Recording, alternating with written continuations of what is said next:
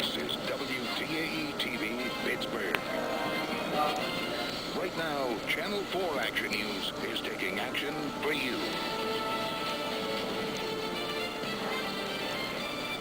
開陀永同齊河，永是陀永提永。Oh, you crazy! Oh. Je m'excuse. Bonjour, ici Tantango pour nos nouvelles de cette semaine. Aujourd'hui, Philippe Bouchard est absent, donc je vais prendre sa place. Vous me reconnaîtrez probablement dans des game shows japonaises.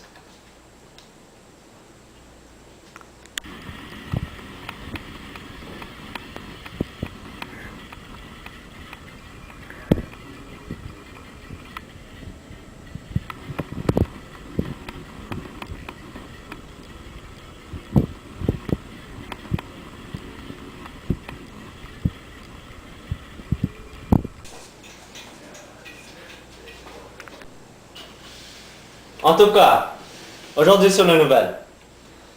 De nouvelles études scientifiques ont démontré que lorsqu'on enlève 6 pattes d'une mouche ainsi que ses 2 ailes, il devient sourd. Aussi, un autobus avec 20 enfants dedans a fait un accident sur le pont Champlain. Malheureusement, il y a eu 16 morts. Mais plus important, nous parlerons de la popularité croissante des voitures solaires. À ce jour, nous entendons beaucoup des innovations technologiques. Ces voitures en sont une qui pourraient changer complètement nos moyens de transport. Eh bien, je me rappelle, il y a à peu près 20 ans, un Australien construit le Quiet Achiever. C'est la première voiture propulsée par l'électricité fournie par l'énergie solaire. C'est apparu en 1982 et pouvait déjà atteindre 30 km/h. En 1983, il traverse avec son véhicule expérimental l'Australie en 20 jours. Il imagine alors une compétition internationale dont le but serait de parcourir le plus rapidement possible 3000 km en utilisant uniquement l'énergie solaire. Et c'est ainsi qu'a naquit la première compétition de voitures solaires, le World Solar Challenge, qui a eu lieu en 1987. C'était surtout les universités et les fabricants d'automobiles connus, par exemple Honda et Toyota et Mitsubishi, qui ont participé à la construction des voitures solaires au tout début de son existence. Et dans ce temps, les voitures y atteignaient déjà une vitesse moyenne de 85 km/h. Et maintenant, avec plus de détails sur le sujet, nous parlerons avec Samuel Mossad, un mécanicien local qui participe chaque année dans le World Solar Challenge. Ah, la voiture solaire, c'est quelque chose que je n'ai jamais pensé voir dans mon garage. En effet, j'ai déjà travaillé sur une de ces merveilles. Oui, une merveille, c'est définitivement le mot à la décrire. Cette auto contient plein de choses, comme l'unité de contrôle.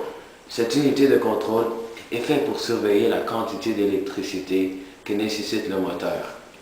Il y a aussi les piles qui sont dans cette voiture. Ils emmagasinent l'électricité qui a été produite pour les rayons du soleil.